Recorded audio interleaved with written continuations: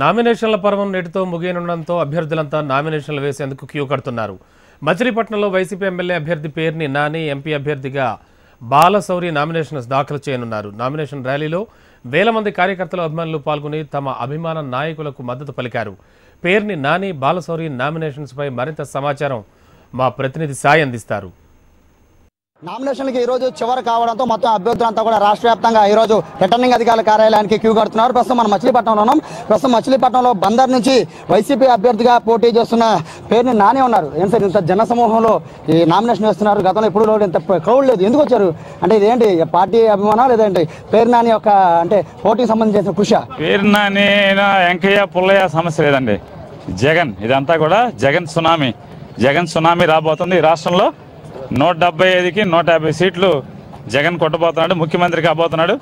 ఈ రాష్ట్ర ప్రభుత్వం 5 సంవత్సరాల నుంచి తెలుగుదేశం ప్రభుత్వం ప్రజల్ని ఏ రకంగా పీడించిందో, వేధించిందో, ఆ వేధింపులకి పీడింపులకు గురైంది అందరూ కూడా ఇవాళ కథం తొక్కి చంద్రబాబుకి రాజకీయ సమాధి కొడుతున్నారు. కోర్టుకు సంబంధించి 3 ఏళ్ల పాటు మీరు తీవ్రంగా అనేక పోరాటాలు చేశారు. ఈ నేపథ్యంలో ప్రజలంతా మీ పోరాటాన్ని గుర్తిస్తారు అని మీరు భావిస్తున్నారు?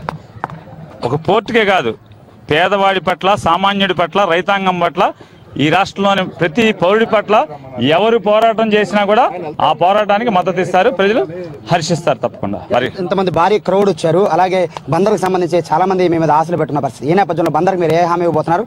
పోటీ ఎప్పటిలో పూర్తి చేయబోతున్నారు? నేను బందర్లో బందర్లో పుట్టి బందర్లో పెరిగి బందర్లోనే చచ్చిపోవటానికి సిద్ధపడినోడిని. బందర్కి ఏం చేయాలో, బందర్కి ఎంత కష్టపడి ఏమేం చేయాలో ప్రతిదీ నా మనసులో ఉంది, నా గుండెల్లో ఉంది.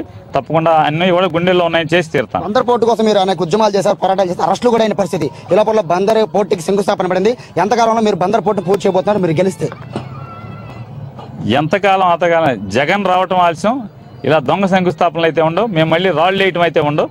డ్రెడ్జింగ్ పని మొదలు పెడతామే అవుతుంది తప్పితే ఈ శంకుస్థాపనలో రాళ్ళు వేయటం ఇట్లాంటివన్నీ కూడా జగన్ హయాంలో ఉండవు. మొత్తం మీద అయితే పేర్ని నాని చాలా కాన్ఫిడెంట్ గా ఉన్నారు. ఖచ్చితంగా ఈసారి తనని గెలిపిస్తారని చెప్తున్నారు. అయితే తను చేసిన పోటీకి సంబంధించి చేసిన పోరాటాలే తమకి విజయానికి కారణం అవుతాయని చెప్తున్నారు. ఎట్టి పరిస్థితుల్లో బందర్ నుంచి అయితే వైసీపీ ఎమ్మెల్యేగా పేర్ని నాని ఖచ్చితంగా గెలుస్తామైతే ఒక ధీమాన్ని వ్యక్తం చేస్తున్న పరిస్థితి.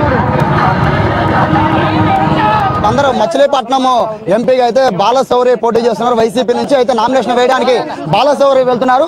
చూడొచ్చు, బాలశౌరి గారు మేము చాలా ఆశలు పెట్టుకునే ఉన్నారు. వైసీపీ కార్యకర్తలు భయంకరంగా చూడొచ్చు, జన సందోహం అనుకో చెప్పుకోవాలి. అంతమంది జనసమూహం మధ్య నామినేషన్ వేయడానికి మీరు వెళ్తున్నారు. ఏం చెప్తారు అంతమంది జనసమూహానికి? ఏం చెప్తారు? ఈ రోజు బ్రహ్మాండంగా ప్రజలు వచ్చి దీవించారు.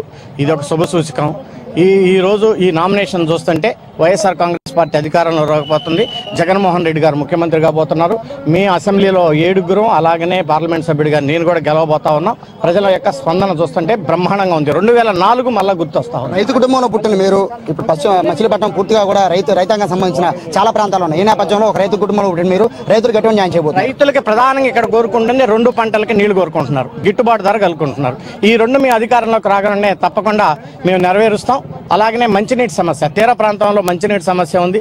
ఈ బందర్ రూరల్ మండలం కూడా మొన్న పోయి ఎన్నికల ప్రచారం చేస్తూ ఉంటుంటే ఇక్కడ ఉన్నటువంటి తెలుగుదేశం నాయకులు ఓన్లీ బ్రహ్మాండమైనటువంటి మాటలు చెప్పడమే కానీ కనీసం మంచినీటి సమస్య కూడా తీరలేరు. మేము అధికారంలోకి రాగానే 100% నీతి నిజాయితీగా మా ప్రభుత్వం ఉంటుంది. ఒకటి. రెండవది వాటికి మంచినీటి సమస్య, అలాగే పంటలకు గిట్టుబాటు ధర, 2 పంటలకు నీళ్ళు ఇవ్వటం, బందర్ పోర్టు నిర్మాణం కంప్లీట్ చేయటం, అలాగే ప్రత్యేక హోదా సాధించడం, ప్రత్యేక హోదా సాధించి బందర్ పోర్టు నిర్మాణం కంప్లీట్ చేయడం ద్వారా మరి ఇక్కడ ఉన్నటువంటి స్థానికులకు ఉద్యోగ అవకాశాలు కల్పిస్తారు. మీ గెలుపుకి ఏది దోహదపడుతుందని మీరు భావిస్తున్నారు? ఇవన్నీ జగన్మోహన్ రెడ్డి గారి యొక్క పాదయాత్ర, ప్రజల్లో స్పందన, తెలుగుదేశం పార్టీ మీద వ్యతిరేకత, రైతులకు గిట్టుబాటు ధర లేకపోవటం, పంటలు పండకపోవటం, ఇవన్నీ మాకు కలిసి వచ్చాయి. హోదా పైన చాలా ఆశలు పెట్టుకున్నారు. ఈ నేపథ్యంలో హోదా పైన మీరు ఎటువంటి 100% హోదా సాధిస్తాం.